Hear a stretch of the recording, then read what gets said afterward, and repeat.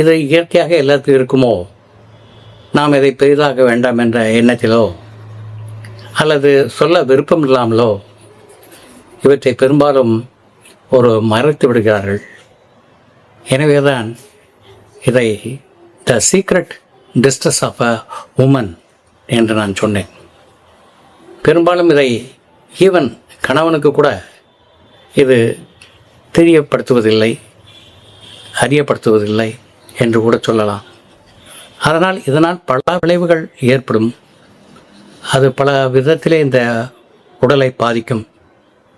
எனவே வெள்ளைப்பாடு வெண்போக்கு என்பது பெண்களுக்கு இயல்பாக வரக்கூடியதல்ல. லேசாக ஒரு கசிவு, வெண்கசிவு என்பது பிறப்பிறப்பிலே இருப்பது இயல்பு.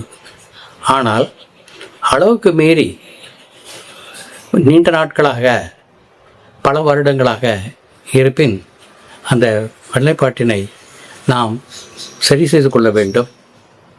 எத்தகைய வெள்ளைப்பாடு என்றாலும் அவற்றை ஹோமியோபதி மருந்தில் குணப்படுத்தி விடலாம்.